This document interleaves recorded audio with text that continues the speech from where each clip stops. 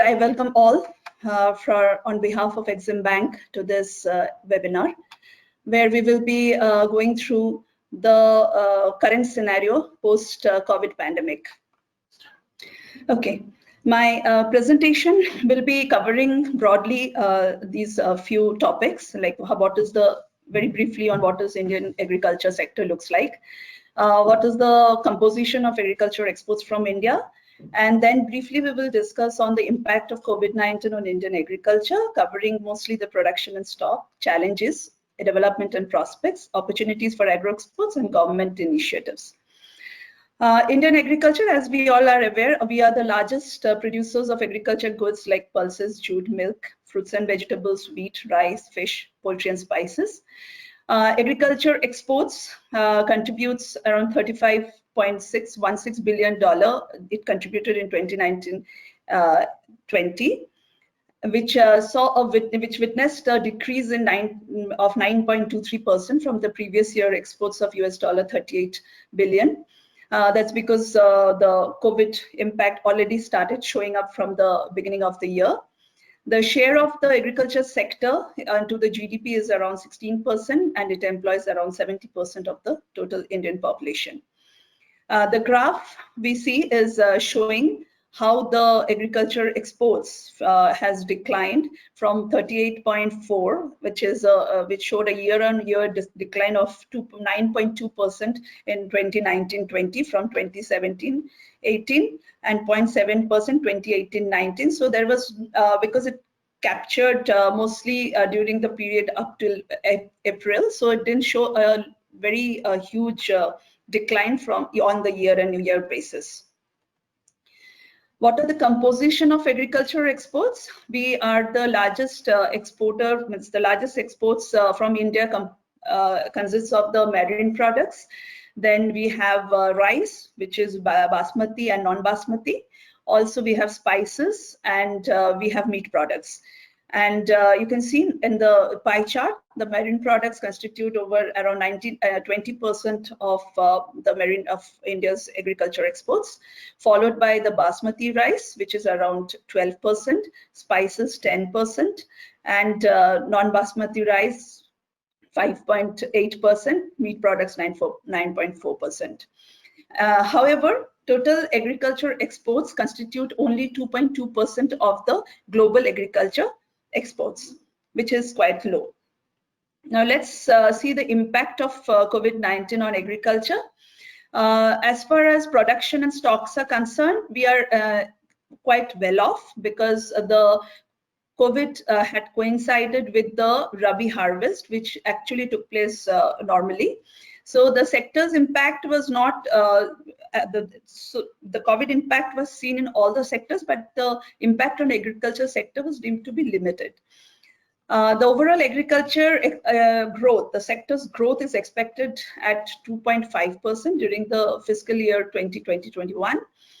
According to the advanced estimates for food grains, we can see that food grains of India is projected to reach 291 million tons in 2019-20, which is an increase of 6.15 million tons over the fourth and advanced estimate of 2018-19. The situation of stock is also with the FCI is also very well off. As we can see, the total estimated stock of rice, that is 64.3 million metric tons during the May 2020, apart from the unmilled paddy, which is 23.4. The stock of wheat and rice combined has increased by 29.6%, almost 30%, to 83.3 million metric tons during June 2020, with the unmilled paddy stock of 20.9 million metric tons. Now, this stock is more than twice, as estimated during June 2020, is more than twice than what minimum operational buffer stocks, strategic buffer stock we are supposed to keep for India, is at 41.1 million metric tons, proposed for the second quarter of this year, that is in beginning 1st July. Again, according to the NAFED, the stock of pulses also, we are in a very well-off situation. It is estimated at 2.25 million metric tons as on March 19, 20, and expected to ease the inflow by Rabi pulses arriving. Now, let's see what are the prime challenges which actually the pandemic has brought into the sector. The challenges with respect to pandemic is mostly due to the economic closure. The post-production activities were halted because of shortage of farm labor during the harvest season. Then lack of equipments availability, farm equipments availability, lack of transportation, the border closures and the movement of transportation across the states and across the fields were all halted. And so it actually couldn't facilitate the collection of harvest from the private traders or the government agencies. So largely the supply chain impact in the country was due to the economic closure and the unavailability of the logistic support. But the first week of April 2020, since lockdown was announced, there has been a decline in the arrivals in the mandis, agriculture commodity markets. However, we can see the rabi crop though harvested, but the arrival to the market fell by 98%. So it was the preliminary, the beginning of the economic closure. Which gradually, of course, has eased up. So during that period, we could see a decline of 68% for the paddy grains and also pulses by 93%. So it was like quite above 50% on fiber crops, 99%, and fruits and vegetables, 85% to 75%. And while we talk about the exports has been dampened by the pandemic in areas such as due to the testing, certification, and domestic documentation issues. Sorry. And this is because, of course, the port closures, lack of manpowers in ports, and also due to the restrictions because of the COVID-19 affected countries where the import were halted or exports were halted. So largely the export was impacted due to these factors. Then there were issues in, of course, the banking and insurance deliveries. Then the port clearances, the timely port clearances were halted. The ground-to-ground negotiations were delayed. Then the shipment was slowed down, and also there had been a cancellation in order and also cancellations in renewals. So largely the exports were dampened for these factors. Now going through the specific some of these commodities which was impacted, although it was broadly impacted all over the sector, but specific to India, which India had potential, basmati rice exports were hit by the reduced imports in Middle Eastern countries due to the fall in domestic, and also there was a fall in domestic prices because of the curtail in the demand. There was also a drop in the marine exports due to cancellation of orders, as we can see, which was generally for entire export commodities. So there was a cancellation of orders, reduced and delayed payments, slowdown in cargo movements, then difficulty in getting new orders and renewal of existing orders. However, fruits and vegetables had exhibited a mixed impact, where the demand in the new sourcing countries had offset the drop in the demand in the sourcing of by the traditional importing countries, which I'll come in my subsequent slide.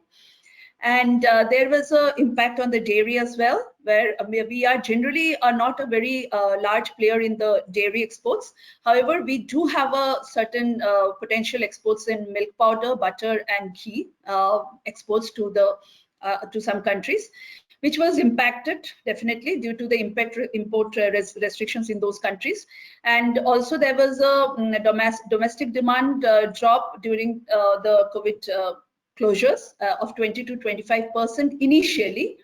And also there was some kind of panic purchases, which actually gave a boost to the dairy industry. And however, there has been a decline in the dairy production, dairy consumption or dairy trade, for which the government of India had increased their purchases, and which has resulted in an increase in inventory of powdered milk, because all the dairy production which was collected has been converted into powdered milk for storage. Poultry sales were also affected, where the sales of poultry dropped by 80% due to some misinformation regarding the consumption of poultry meat. Initially, there was a rumored information saying that the poultry is affected generally. to the world, particularly for cardamom and for pepper. And cardamom prices dropped by 50% due to the import restriction in Gulf countries. We are the largest supplier of to the Gulf countries. Gulf countries is anyway the largest consumer of cardamom globally. So there was a restriction of imports by the Gulf countries. So cardamom was severely affected. Then there was also pepper got affected because of the same kind of demand, and the paper prices too dropped by 10 to 20%. And overall spices trade was affected because there was a shutdown of the e-auctions by the Spices Board. Floriculture exports were also, or trade overall was affected due to the restrictions in the importing countries like Netherlands and in the other European countries due to the drop in the restrictions in ceremonies and public gatherings, which are the largest consumer of floriculture products. Now, quickly, we will see the challenges which we faced in a graphical format.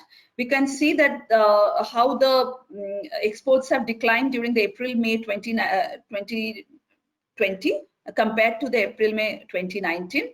The decline in each of the commodity can be seen between, from somewhere around 3% in spices to as large as 55% in meat and dairy products, animal products. And now, I would say that COVID for agriculture has given a positive angle also. In terms of, we can see here, like there has been a relaxation in trade restrictions by importing countries like EU, Japan, who are very stringent about their trading of agriculture products. They have given a lot of relaxation in restrictions. Then there have been some announcement of new and renewed sourcing limits by importing countries. A lot of importing countries have now revised their limits of sourcing up for cereals, for grains from different locations. And particularly, they are all looking at India for sourcing. So that has opened up new avenues for Indian exporters for agriculture products. There has been also a very good development, which actually used to be a very time-consuming development process for the exporters, the physical documentation, movement of physical documentation, which has been largely got converted into the to digital documentation because of the touch restrictions of physical documentation part and also restrictions in the ports.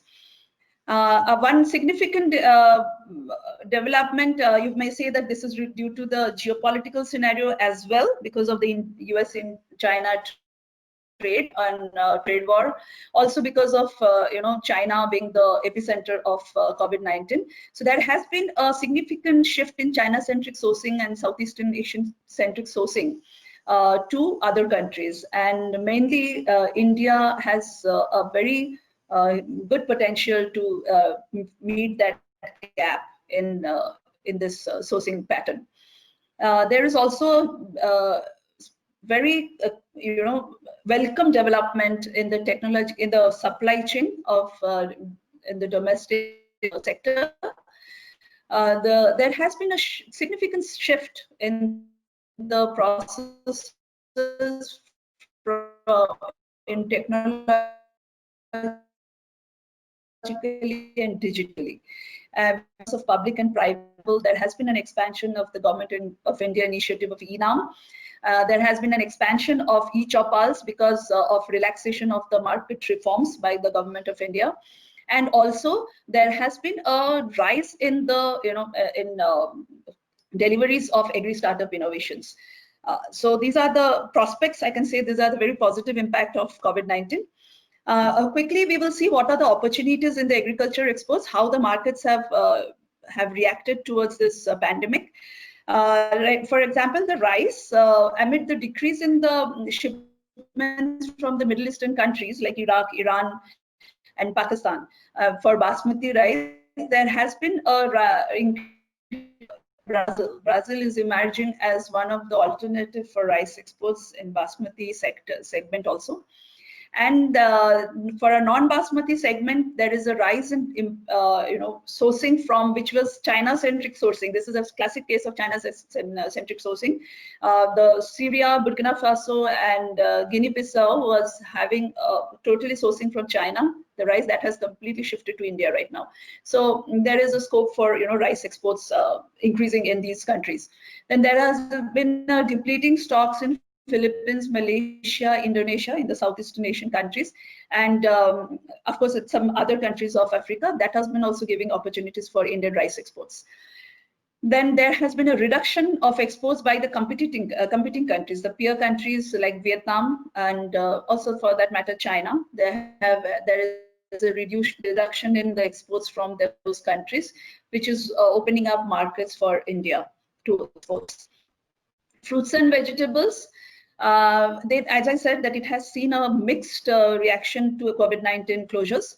For example, the potato export is set to benefit at the backdrop of the trade restrictions against the Chinese exports. Like China was the leading supplier of potato to the global markets, Europe, USA, and other Middle Eastern countries. So that has now getting shifted to potato to the Indian potato sourcing. So we have a market there. We can, if it react faster, we can capture that market. Then there has been eased import rules by the EU for the fresh fruits and vegetables, which also provides us a market for all the fresh fruits and vegetables, particularly grapes, pomegranate. Then we have bananas. So these are very potential products which we can launch in EU market now. Even mangoes. There has been a high demand for Curomit mango for the South Korea. Now, South Korea used to be importing a large section of their mangoes from Cambodia, which is also now shifting towards Indian markets, even certain markets in Japan. Indian table grape exporters are also going to benefit largely from this pandemic, because right now the Chilean and the Peruvian grape season is just over. And the other grape suppliers who used to capture this season are restricted from entering the markets.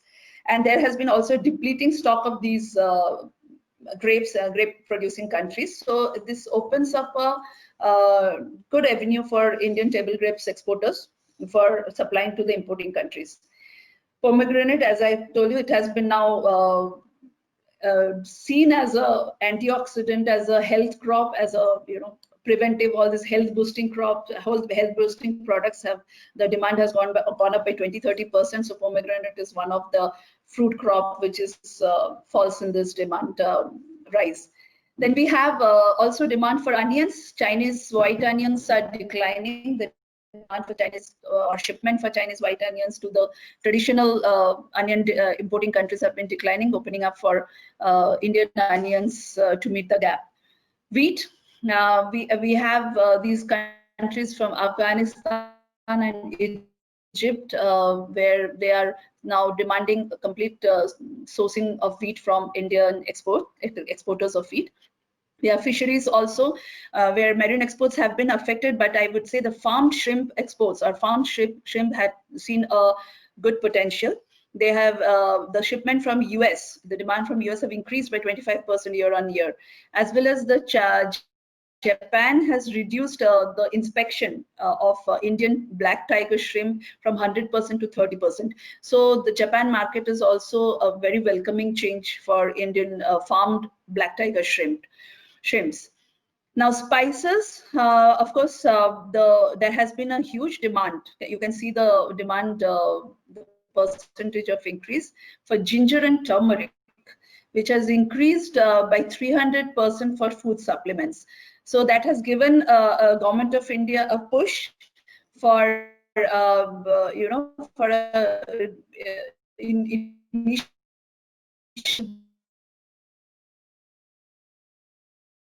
food.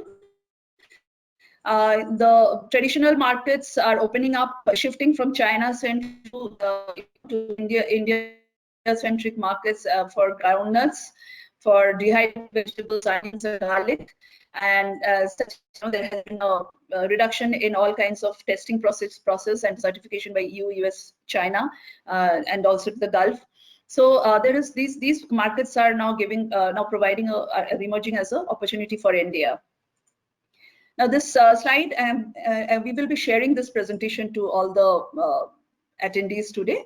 But quickly, you can see this slide provides a SWOT analysis of all the products which are highlighted in the pictorial highlights, and how the share has been of China and India and other can take an advantage from shift from China. Government initiatives, very quickly. Government, there has been quite a few interventions from Government of India for the during this period. For example, there has been an advance release of 2,000 rupees to the bank accounts of farmers in the PM Kisan scheme. And Manrega has been also the minimum wage has been increased from rupees 202 from earlier 182. The PM Garib Kalyan Yojana was also given a rise to a total of 12.1 million metric tons of food grains to be supplied to 81 crore people. Then there has been a credit boost for the sector of 2 lakh crore to 2.5 crore per farmers under the Kisan Credit Card Scheme, which will also include the fisheries and the animal husbandry farmers. There has been an increase in, there has been an allotment of 20,000 crore for the fishermen under the Pradhan Mantri Matsya Sampad Yojana. And recently announced Agriculture Infrastructure Fund for debt financing facility to the PSCs, that's the Primary Agriculture Credit Society, FPOs and SHGs, and which has a corpus of 1 lakh crore. And it will be provided as loans and will be disbursed in 4 years, 10,000 crore in 2020 to 30,000 crore by 2029. It will have an interest subvention of 3% and per annum up to a 2 crore investment, and for maximum 7 years. It will also have a moratorium of 6 months to 2 years. It will be managed by MIS platform at the national, state and district levels. So that was a quick run about the scenario for how the agriculture sector has been faring during the COVID-19. The details of how to handle your agribusiness and how the agri startups have been fared, I will invite now Mr. Vijay Nadimanti, a very competent person in this area, to take you through the developments. Thank you. May I welcome Mr. Nadimanti now for his presentation. Yeah. Welcome to the webinar. I extend a heartfelt welcome on behalf of Exim Bank. You are aware of the topic right now, and we are looking forward to a very fruitful, interaction on your topic. And you may first present your presentation, and then we can take a question answers from the viewers. Yeah, thank you, Exim Bank, and thank you, Sumana and Kunal, for having coordinating and given me this opportunity to interact with the audience. And thank you, everyone, all the audience, for a patient listening. I'll be happy to talk about a brief perspective of the agribusiness sector and how it has been responding to the post-COVID situation. To give you a glimpse of how the agribusiness sector, the overview, I'll be covering upon various agribusiness sectors, the landscape, the seed industry, agrochemical, agri-retail, agri-commodity, agri-export-import, warehouses, banking and finance, and agri-tech startups. Going by these each sectors, if we help to understand about seed sector, majority of the players include JK Seeds, Mahiko, Advanta, Savannah, all these companies. India is the 6th largest domestic seed market in the world with 4.8 billion USD seed industry in India. And India stands 16th globally in fruit and vegetable seed exports and 4% of global seed market in 2017. Majority crops in the seed industry are corn, cotton, paddy, wheat, fruit and vegetables. UP is the largest grain seed producer with 12%, and Telangana is the seed capital of India. If you see the Indian market, it is seemed to grow around $9.1 billion by 2023, almost double the existing seed market. When we understand about the fertilizer market, majority of the players are PSUs, including NFL, FACT, RCF, IFCO, Madras Fertilizers, and also Coromandel and Chambal Fertilizers are also in the private sector. The Indian fertilizer market is worth 6,258 billion INR in 2019, majorly dominated by chemical fertilizers, which dominate the market, and which include complex fertilizers, DAP, MOP, urea, and single superphosphate. Urea represents the largest type of fertilizer being sold, and the net imports of urea and DAP has been increasing over the years. When we understand the agri-retail subsector of agribusiness, major players including Big Basket, Grofers, Reliance Retail, Indian retail is the 5th largest global destination in the world, and Indian retail value is around $270 billion, growing at a CAGR of 5.7%. The food and grocery retail is the largest, worth of 7.4 lakh crore of different types of retail in India. And India has the highest retail outlet density with 15 million retail outlets and contributes to 10% of the GDP. And FDI inflow has reached almost 1.6 billion USD for last 10 years in the retail sector. There are 5 or 6 major players with revenues reaching almost 1 trillion USD by 2020 in the retail space. Agri-commodity, there are agri-commodity firms as well as commodity exchanges including NCDEX, MCX, and NMCE. Agri-commodity firms including ADM, Bunge, Cargill, Lewis Dreyfus, Origo, Olam, Alpha Commodity. NCDEX is the largest agri-commodity exchange with 85% market share, and almost 22 agri-commodities are traded, including barley, wheat, cotton, pepper, rubber, these kind of commodities.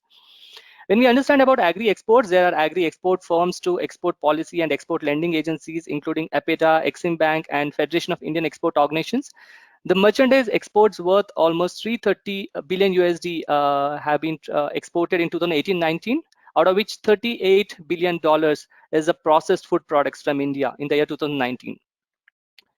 Majority of the agri commodities which are exported from India, including basmati rice, buffalo meat, and non-basmati.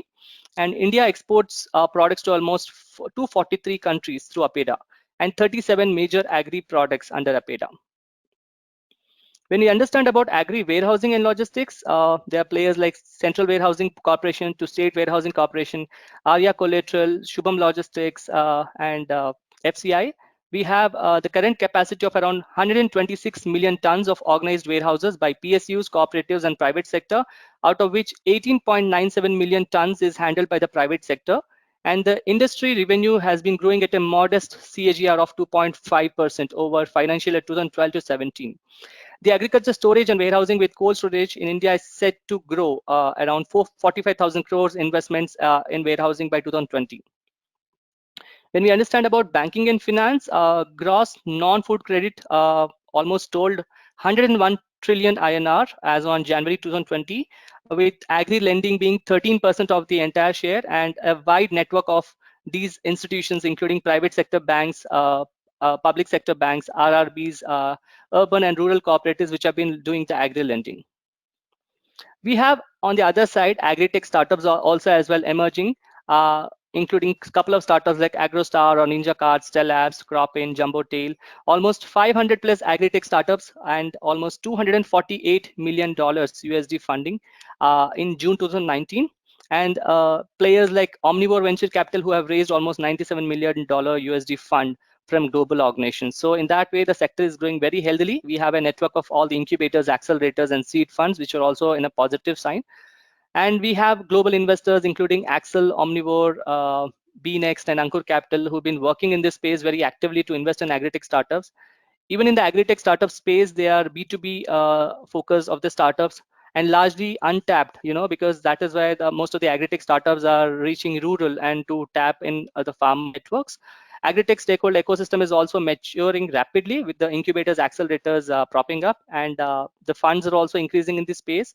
The supply chain efficiency is also a key challenge, which is where most of the startups are also trying to disrupt this space. And Indian companies are largely also on the other side, some matured agri-tech startups are looking at global markets. So this gives a brief glimpse of what the sectors stand up to.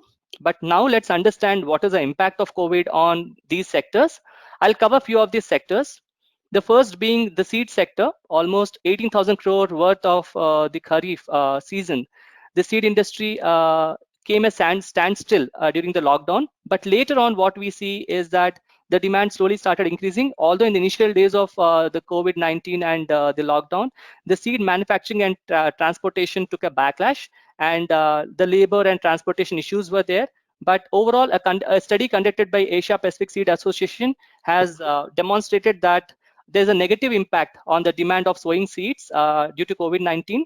Almost 61% of the respondents have reported strong to moderate negative effect on seed sales from April to this time for the field crops, and almost 94% to 65% of the respondents reporting a negative impact on seed sales, which has dropped, followed by 42% of the respondents reported a negative effect on new export orders in April, which was again reduced to 28%. So overall, you see there's a negative impact on the seed sector. And we have a COVID impact on agrochemical. When we understand almost the import of active ingredients stood at almost 9,200 crores, there's a major supply gap, as no container has come from China till April, and that is why the prices have gone up. And you see almost 10 to 25% of increase in cost of these inputs from China pesticide industries, and may not be affected immediately, since the industry in India is having inventories for at least next 6 months. And impact on fertilizer players, if you see, it is expected to be soft except phosphatic fertilizers. And if you see that almost 57% of the natural gas consumption for the domestic urea industry has been witnessing a downtrend in the prices. But overall, what we see is there could also be an opportunity for Indian industry to manufacture active ingredients that are scheduled to lose patents over the period of time.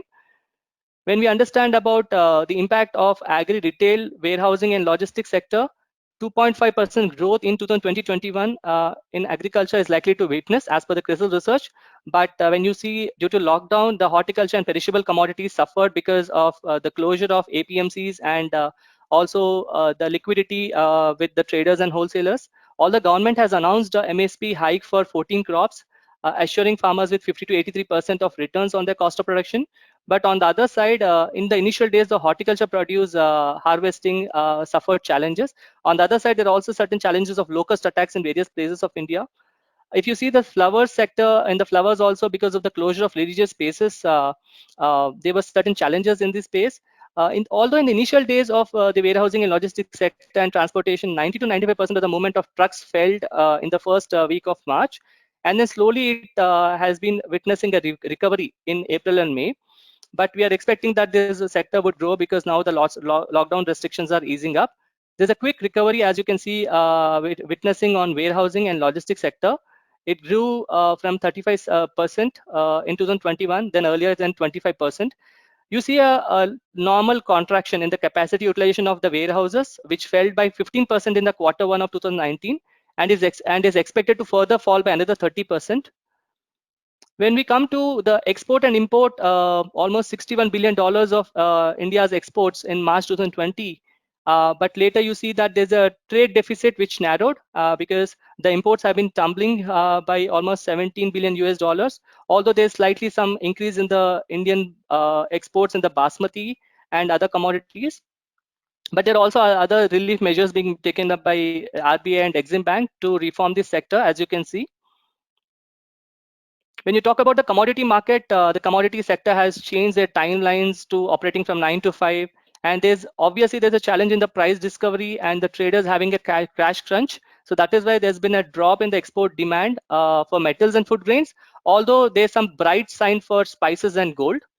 Turmeric prices and jeera prices had hit 3 and 1 year low. And you also see that overall in NCDEX platform, they are crunching daily volumes because of the liquidity issues and cash crunch issues. The volumes are also being reduced. Now, having understood the overall landscape of agribusiness sectors and impact of COVID-19, I'd like to take you through much more in detail about the impact of COVID-19 on agri-tech startup sectors, because I deal with that sector. A study taken up by FICCI and Indian Angel Network has demonstrated that 70% of the startup businesses have a negative impact on the business, and 16% of the startups kind of projected a growth in business, and almost 14% of the startups, they show no impact on the business. On the other side, the impact of lockdown on startup operations, if you see, almost 60% of the startups are operating with some disruption, and 28% of the startups working at a full capacity, whereas 12%, very meager of them, are non-operating. And when you compare about agri-tech vis-a-vis other sectors, the startup performance, yes, in agri-tech, almost 68% of the startups are working with some disruption, and 25% startups reported no disruption, and almost 7% startups operating at full capacity in the agri-tech space. When we talk about the impact of agri-tech startups and the manpower in this sector, almost 43% of them reported no layoffs, and 28% of them mentioned no impact, and 29% of them are likely to terminate few employees if lockdown continues till end of May 2020. Furthermore, if you see the cost reduction measures taken up by the startups, almost 68% of the startups reduced their administration and operational cost, 18% did layoff, and 14% had no reduction in the cost reduction measures.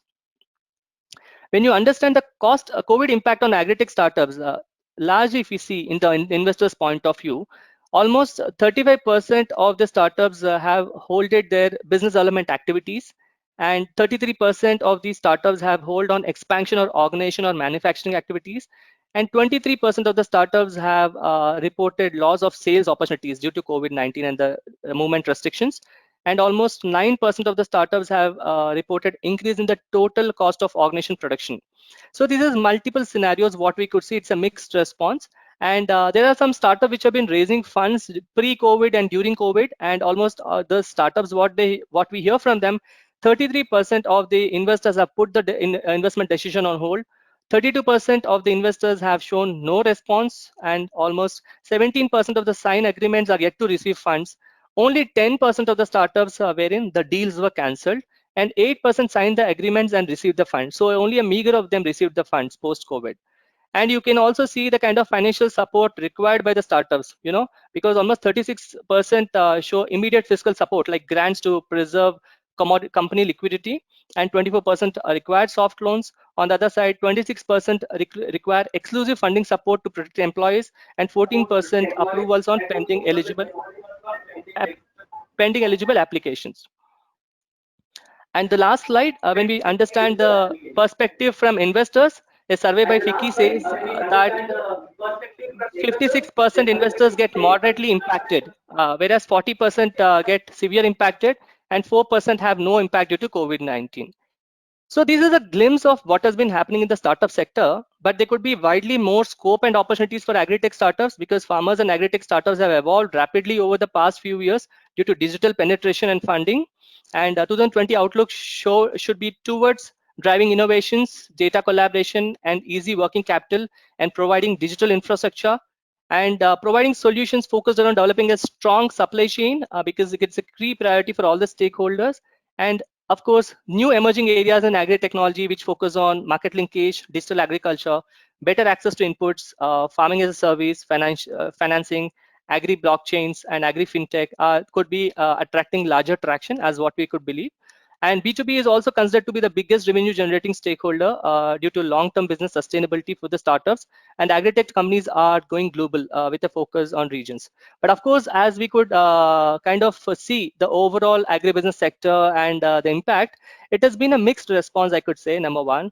Number two, of course, few sectors are badly affected. Few sectors are gaining momentum, as we could see. But the core of agriculture or farm technology space, we see some healthy signs. And on the other side, we also see some blooming demand on the supply chain and urban demand and food delivery, these spaces.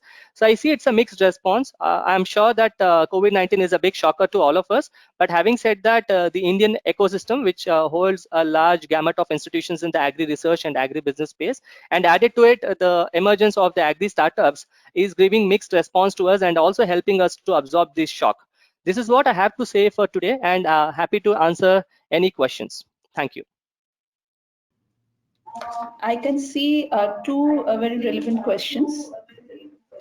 One is, I think, what are the program and schemes for the export-oriented units? Now, if we, the programs and schemes for export-oriented units, if you see the government schemes, then they are very much available on the APIDA website. You can visit, I think it's, sorry, I just have to tell the name of Mr. Anand Kumar has put up a questions as what are the programs and schemes for the export-oriented units. Now, for the export-oriented units, if it is the government schemes that you are looking at, then they are very much available for agriculture products. They're available for the APIDA. From the APIDA website, you can get some relevant information, and also you can contact them.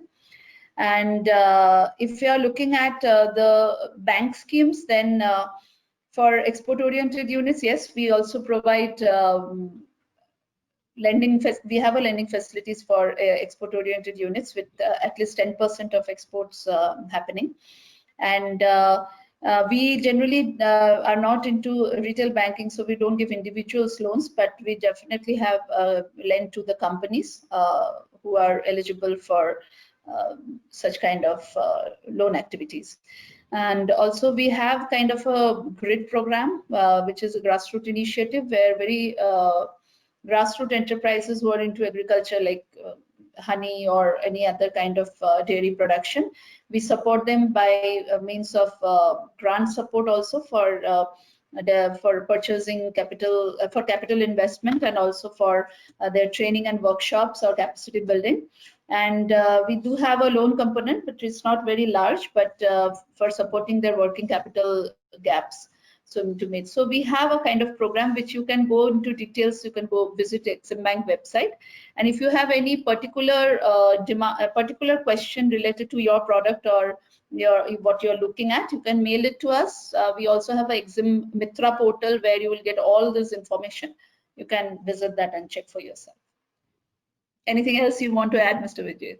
Yeah, okay. So you pretty much covered on the export side, but because the question was also around the grant side, at least I could talk on the startup side. There are 2-3 initiatives of the Ministry of Agriculture and BIRAC and DST, Department of Science and Technology, on the grant side. The Ministry of Agriculture has a Raftar scheme for agri-tech startups, wherein they provide a grant of around 5 lakhs for idea-stage startups and also 25 lakhs for early-stage startups. We also have the Department of Science and Technology offering around 10 lakhs under Nidhi Prayas scheme for early stage ideas and prototypes. Plus the BIRAC, Department of Biotechnology, offers around 50 lakh grant for idea stage startups. So these are 3 flagship schemes as I could see.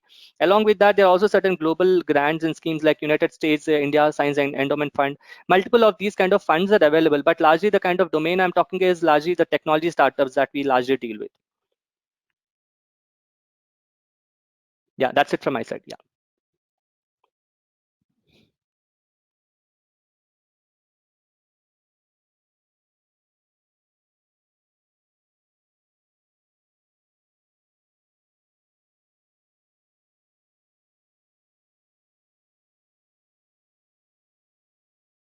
Yeah. Can we move on to the second question?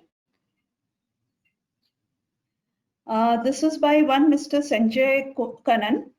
How about the products like honey, organic moringa products, and which are the markets where they have potential, I guess. So about honey, we can say that there has been an increase in orders from US because Indian honey has appeared to be competitive in pricing as compared to China. So here, and also because of the US-China trade war, there is a shift in sourcing from US to from China to India. And the same thing has been also observed in case of Japan, Australia, and South Korea, where the honey importers from these countries are turning to India and shifting their sourcing from China towards India. So honey definitely is showing a good potential, and there has been a 19% year-on-year increase in honey exports in 1920 as compared to 2018 and 19. So honey is there is some potential, and organic moringa products. I would say that moringa we cannot see it separately, but moringa ingredients are considered as a health product now, health boosting among the health boosting commodities. So because of its richness in calcium, iron, and potassium, which are a component of is seen as a preventive of this kind of viral pandemics. So there is a kind of rise in total organic products because of the traceability parameter because of hypersensitivity of the consumers towards the agriculture commodities. So organic products are increasing in demand, and particularly the US and EU markets. So there is but in case of Moringa, we cannot give you the correct figures how it is improving. You can mail it to us about, or we can share about how it is improving in later on. Anything you would like to add, Mr. Tanvi? See, in the domestic market, of course, the channels are opening up along with the traditional channels. You see also like e-channels, e-com, including Amazon, or even localized e-com players are there. Added to it also, there are a lot of health and wellness channels, Apollo Sugars, a lot of other organizations which are linked to health and wellness segments are also opening up arrays of opportunities for the startup which are working on the interjunction of food, nutrition, as well as health and wellness. So that could be a big driver, these kind of channels availability to support these startups. I can see one from Mr. Rahul Chandra, which is particularly related to Exim Bank financing and support to agri products. See, for Exim Bank, agriculture is not a priority lending sector because we don't fall under the priority lending banking. But we do have financing products for all the export-oriented units, as I said. So it includes agri products as well. And particularly if we have to, if we consider the traditional, the trade in commodities, then we have a certain kind of trade facilitation program which has been, which Exim Bank has entered into with IFC and IADB, which has a, has a system of LC opening and LC clarifications, is NC in place with Exim Bank. So that can that can actually help in commodity export to the LAC countries as well as to other, to globally, because IFC is a partner, so globally they look into the matter. And we are also trying to have such kind of an arrangement with the African region, and which also will, I think, facilitate the commodity exports. So these are something, and we all have a normal pre-shipment, post-shipment credit, export-oriented units we have. Then we have a bias credit program supported by NEIA, which is a non-recourse financing for the Indian exporters. And so these all details you will be finding in Exim Bank's website and also Exim Mitra portal. Any specific to your commodity or any specific to your business, you can mail it to us. We will be happy to respond. Mr. Vijay, can you take this question on the agrochemicals, please? Can you take this question on agrochemicals, please? Yeah, can you help me with the question once, Sumana? Can I see the question? In post-COVID era, do you see a permanent dip in imports of agrochemicals even when the situation goes back to new normal? If yes, then okay, by how much percentage? Okay, by how much it's very early to say, but having said that, on the agrochemicals, I don't see a dip at this moment because obviously there's a certain demand which is set in the agri input, especially the pesticide side. And mostly the players who operate in the pesticide space are largely multinationals and largely the pesticide molecules. I could see no demand change, So obviously the demand will be the same as early because you see even in the current Kharif season also, the seed production and sowing and all these have been as usual. Although we were assuming that this will be affected, since the overall agri input production and sowing is in the same pace, we are assuming that the demand for agrochemicals will also be on the same pace. So having said that, we see a limited dip in the agrochemical imports as such, number one. Number two, if you are talking about the substitution, it is too early to say because even if you have been comparing pre-COVID scenarios of the substitution between the biochemicals or biopesticides as well as pesticides, biopesticides wouldn't actually capture a bigger market. In fact, the chemical pesticides have predominantly been the market leaders in this whole space. So that is why I definitely don't see this kind of space being affected. But as we are also foreseeing that the pesticide industries, there could be certain small opportunities for the small scale players or SMEs, for these kind of players that because of the existing pesticide players, majority of them will be having certain effect on their patents if certain small scale companies or SMEs can also come with certain bioactive formulations for the pesticide industry. So there's some kind of demand we are forcing, but having said that, the pesticide industry is very well established, so we don't see that it will get affected so soon. Even if you see the pesticide imports and all, although it has been affected, but still the Indian stocks have around almost next 6 months of the stocks are already ready. That is why we are not showing an immediate impact. Maybe after 3 to 6 months, we'll have to wait and see how it goes. But it is too early for us to predict as to how this impact sector will get impacted.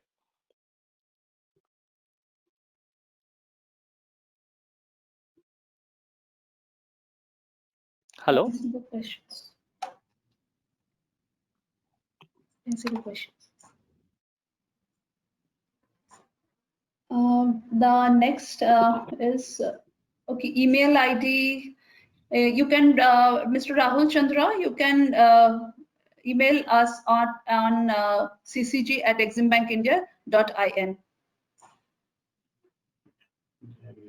Indian agri-export policy announced in the beginning of 2020 is going to adversely affected.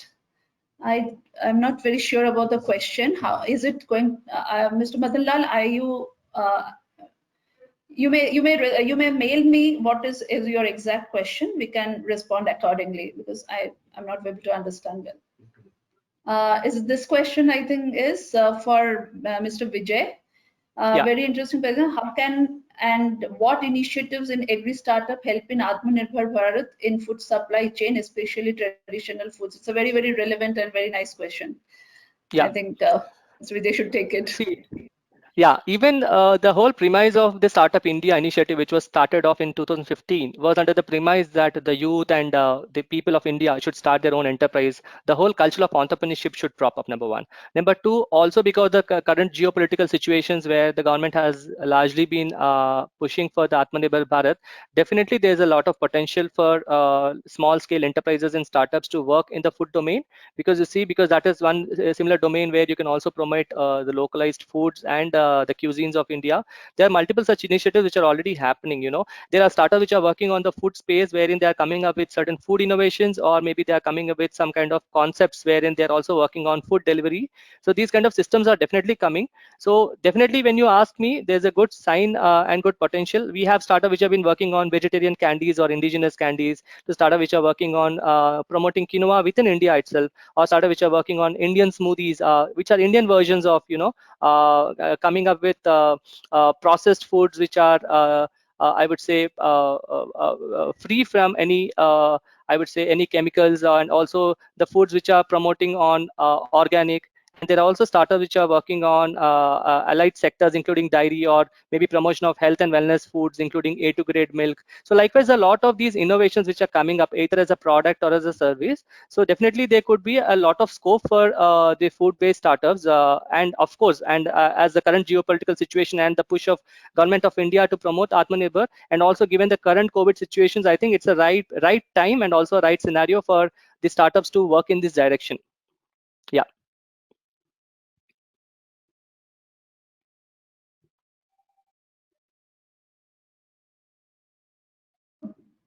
For Mr. Vijay again, what are the agrotech opportunities in India? Agri-tech opportunities in India.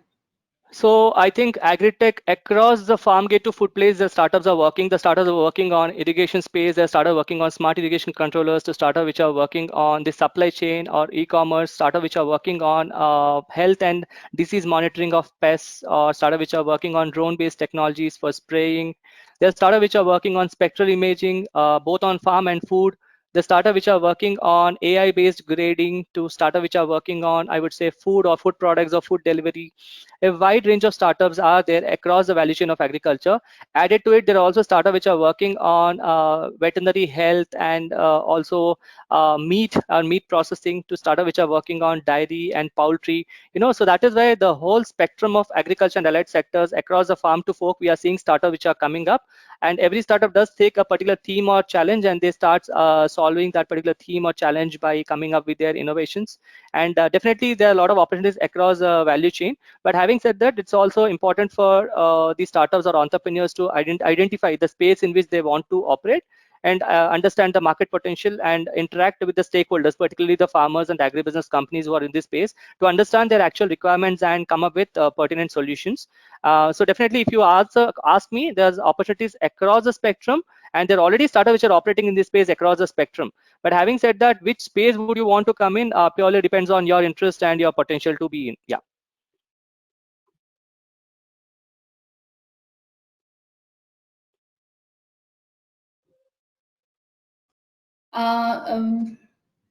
We have something on the recent reforms by Mr.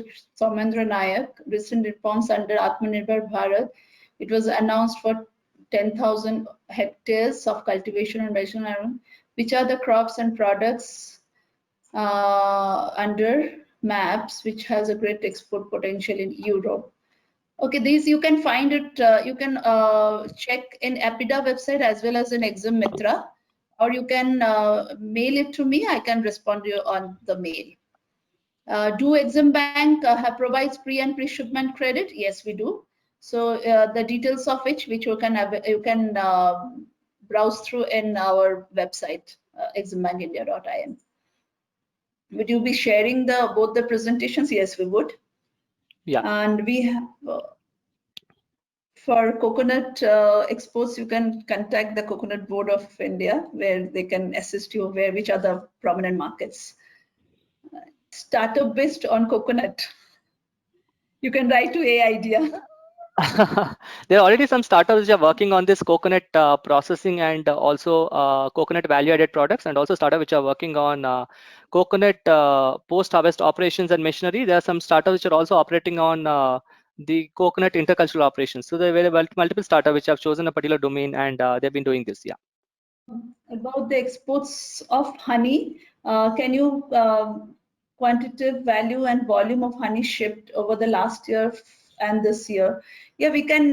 You can mail us on this query. We can provide you the data.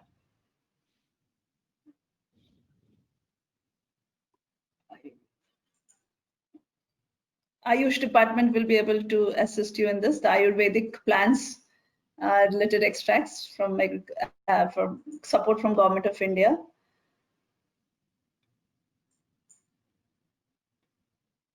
Send a letter.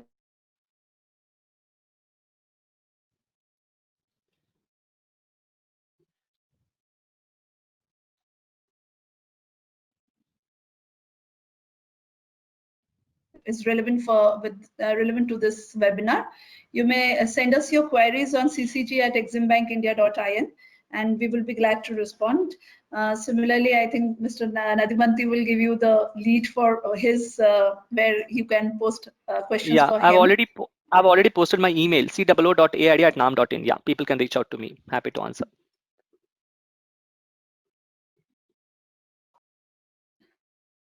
Okay.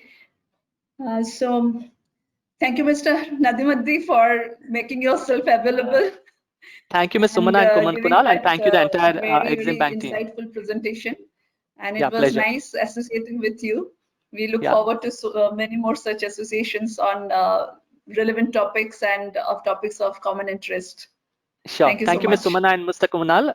Thank you for being here and calling me here. Thank you so much, Exim Bank, and also all the audience, and happy to be in touch. Yeah. Best wishes. Good day.